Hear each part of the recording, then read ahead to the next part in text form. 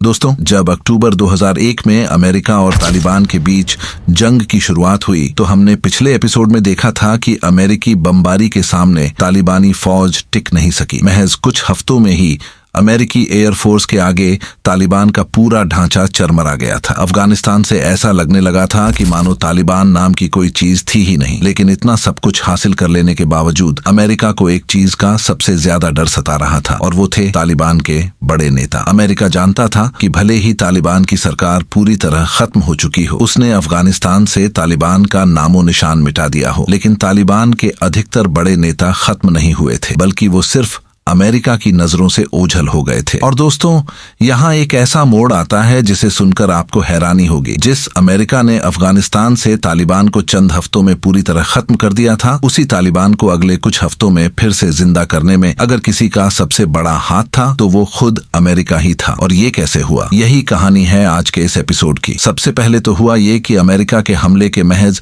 8-9 महीने बाद, यानी 2002 का साल अभी आधा भी नहीं गुजरा था कि तालिबान के वो कमांडर और नेता जो न तो हमले में मारे गए थे और न ही गिरफ्तार हुए थे, उन्होंने हिम्मत जुटाकर आपस में मिलना जुलना शुरू कर दिया। ये मुलाकातें पाकिस्तान के क्वेटा और कराची जैसे शहरों में या फिर अफगानिस्तान के ऐसे दूर दराज के इलाकों में होती थीं जो अमेरिका की पहुंच से बाहर माने जाते थे। इन मुलाकातों में ये लोग घंटों बैठकर चर्चा करते थे और जानते हैं किस बात पर? अफगानिस्तान की राजनीति पर। ये विश्लेषण करते थे कि आखिर वहां हुआ क्या है, अमेरिका ने क्या किया और भविष्य किस ओर जा रहा है। अफगानिस्तान की राजनीति पर होने वाली इन चर्चाओं का सिलसिला लगातार बढ़ता गया और फिर एक वक्त ऐसा आया कि इन तालिबानी कमांडरों ने अपने जूनियर लोगों को इसके लिए उकसाना शुरू कर दिया कि क्यों न हम अमेरिका के खिलाफ एक बार फिर हथियार उठाए। और ये लोग अपने इस मकसद में कामयाब भी हो गए। बहुत जल्द ही बेशुमार अफगान फाइटर्स ने अमेरिका के खिलाफ इनके साथ हाथ मिलाना शुरू कर दिया और इस तरह उस महाज का आगाज हुआ जिसे तालिबान की वापसी का पहला कदम माना जाता है। अब आप सोच रहे होंगे कि आखिर ये महाज है क्या? दरअसल जब तालिबान ने दोबारा उभरना शुरू किया तो वो एकदम से सैकड़ों हजारों की फौज लेकर नहीं आया, बल्कि तालिबान के अलग अलग कमांडरों ने अपनी अपनी टोलियां बना ली, अपने अपने ग्रुप में लोगों को जोड़ लिया और ये सारे कमांडर, जिनके ग्रुप में 10 से लेकर 100-150 तक लोग होते थे, अपनी अलग अलग लड़ाई लड़ते थे। कमांडर की लीडरशिप में बनने वाले इन्हीं अलग अलग ग्रुपों को ही महाज कहा जाता था। जिस वक्त अफगानिस्तान के अलग अलग इलाकों में बनने वाले ये छोटे छोटे महाज अमेरिका के खिलाफ जंग छेड़ चुके थे, उस वक्त तालिबान की सीनियर लीडरशिप इस पूरे मंजर से गायब नजर आ रही थी। यानी इन सारे महाज का तालिबान की मुख्य लीडरशिप से कोई लेना देना नहीं था, बल्कि ये सारे महाज आपस में भी एक दूसरे से कोई संपर्क नहीं रखते थे। उन्हें एक दूसरे के बारे में ज्यादा कुछ पता भी नहीं था। बस इतनी खबर मिलती रहती थी कि हाँ, हमारी तरफ फलां इलाके में भी कोई अमेरिका के खिलाफ लड़ रहा है। इस महाज की पूरी जिम्मेदारी उसके लीडर यानी कमांडर पर होती थी। वही एक इंसान अपने तमाम फाइटर्स के लिए हथियारों का इंतजाम करता, पैसों का इंतजाम करता, वही प्लानिंग करता और वही हार जीत का जिम्मेदार भी होता था। 2003 आते आते अमेरिका के खिलाफ बनने वाले ये छोटे छोटे ग्रुप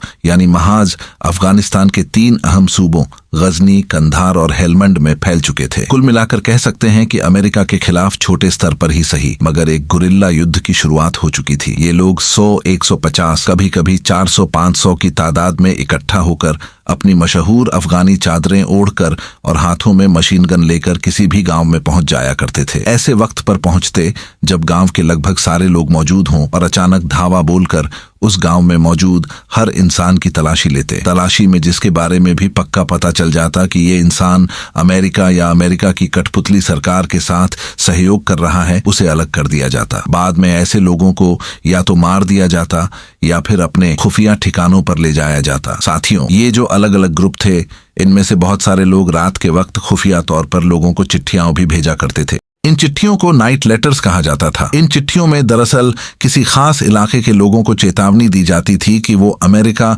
या उसकी कठपुतली सरकार के साथ सहयोग न करें और अगर उन्होंने महाज की बात नहीं मानी और सहयोग जारी रखा तो उसके नतीजे भुगतने के लिए तैयार रहें। कुल मिलाकर शुरुआती दौर में इन छोटे छोटे ग्रुप्स यानी महाज का मुख्य फोकस अमेरिका द्वारा बिठाई गई नई सरकार के कामकाज को रोकना और हर मामले में अड़चन डालना था। हालांकि ये फौजी कार्रवाइयां भी करते थे, लेकिन वो अब भी छोटे स्तर पर थीं। धीरे धीरे वक्त गुजरा और कड़ी मेहनत के बाद आखिरकार ये लोग अपनी पहली बड़ी कामयाबी हासिल करने में कामयाब हो गए जब अमेरिकी हमले से ठीक 1 साल बाद ये लोग पहला गांव फतह करने में कामयाब हो गए। ये अफगानिस्तान के कंधार सूबे का वो गांव था जिसे निशान के नाम से जाना जाता था। अब इनकी फतह का सिलसिला शुरू तो हो चुका था, मगर जैसा कि हमने आपको पहले ही बताया, ये जितने भी छोटे बड़े ग्रुप थे इनका आपस में कोई लिंक नहीं था, एक दूसरे से कोई कनेक्शन नहीं था। और यही चीज इनके लिए सबसे ज्यादा मुसीबत बनने वाली थी। वो इस तरह से कि जब भी अमेरिका या उसकी कठपुतली सरकार को कहीं से भनक लग जाती कि फलां इलाके में तालिबान का कोई महाज भर्ती कर रहा है, तो उस इलाके में अमेरिका के जासूस ज्यादा पैसे के लालच में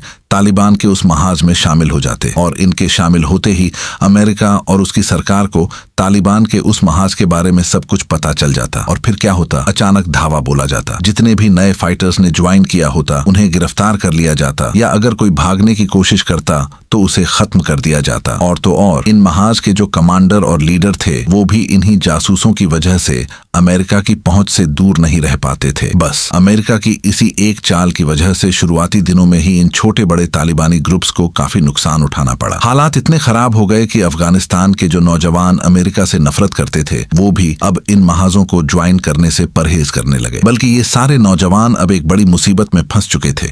मुसीबत ये थी कि अगर वो ज्वाइन करते हैं तो उन्हें खतरा था कि कहीं जासूसों ने भी ज्वाइन ना कर लिया हो और उन जासूसों के जरिए उनकी खबर अमेरिका तक ना पहुंच जाए। और अगर ज्वाइन करने से मना कर देते तो आसपास मौजूद तालिबानियों से उनकी खैर नहीं। कुल मिलाकर तालिबान की भर्तियां अब सुस्त पड़ चुकी थीं और ऐसा महसूस होने लगा था कि वापसी की जो उम्मीद की किरण तालिबान को नजर आई थी वो शायद यहीं दम तोड़ चुकी है। लेकिन तभी अचानक दोस्तों अमेरिका ने एक बड़ी गलती की, एक ऐसी गलती जिसे इस जंग में अमेरिका की सबसे बड़ी गलती कहा जाए तो शायद गलत नहीं होगा, क्योंकि इसी गलती ने शुरुआती दिनों में तालिबान को सबसे बड़ा फायदा पहुंचाया। दरअसल हुआ ये था कि जिस दौर में तालिबान के ये छोटे छोटे महाज सक्रिय होना शुरू हुए थे उसी दौर में अमेरिका और अमेरिका की कठपुतली सरकार की फौज ने दूर दराज के गांवों में छापेमारी शुरू कर दी। ये छापे तो मारते ही थे, लेकिन इन छापों के दौरान सारी हदें पार कर देते थे। दुनिया जानती है कि अफगानिस्तान का बच्चा बच्चा अपने मजहब यानी इस्लाम और अपने कल्चर यानी पश्तून वैल्यूज को हद से ज्यादा अहमियत देता है और अपने मजहब और कल्चर से जुड़ी चीजों पर कभी समझौता नहीं करता। लेकिन अमेरिका और उसकी बनाई ये नई अफगानी फौज इसी मामले में सबसे ज्यादा गलती कर रहे थे। ये लोग अफगानिस्तान के दूर दराज के इलाकों में जब छापा मारने जाते तो बिना किसी लिहाज के जिस पर भी शक होता, चाहे बच्चा हो, बूढ़ा हो, औरत हो, सबको पकड़ लेते, सबके सामने ही उन पर जुल्म ढाना शुरू कर देते। और ये चीज जाहिर तौर पर अफगानी संस्कृति वाले लोगों के लिए न सिर्फ नई थी बल्कि अंदर से हिला देने वाली थी। और तो और अफगानी लोगों को एक और चीज बहुत बुरी लगने लगी। वो लगातार देख रहे थे कि जब भी जहां भी ये लोग छापा मारने जाते तो जूतों समेत मस्जिदों या दूसरी पवित्र जगहों पर घुस जाते। ऐसी मुकद्दस चीजों का कोई लिहाज नहीं करते थे जिनकी बेअदबी के बारे में अफगानी कल्चर के लोग सोच भी नहीं सकते। अब पश्तून संस्कृति के लोगों के लिए उनके सामने ही उनके घर की औरतों, बूढ़ों या बच्चों पर हाथ उठाना दिल दहला देने वाली बात थी ही। साथ ही एक और समस्या ये थी कि जब भी अमेरिका या उसकी कठपुतली अफगानी फौज उनके घर के किसी सदस्य को उठा ले जाती तो उसे आजाद कराने में इन लोगों के पसीने छूट जाते। लेकिन दोस्तों जरा रुको, क्योंकि इसके बाद जो हुआ वह आपके होश उड़ा देगा। अब हम जानेंगे पार्ट 3 में कि कैसे हराया जाता है अमेरिका को। पार्ट 3 के लिए चैनल को सब्सक्राइब करके वीडियो को लाइक कर देना। और अगर आपको नहीं मालूम कि पार्ट 1 में क्या हुआ था तो स्क्रीन पर आ रहे वीडियो को देख लो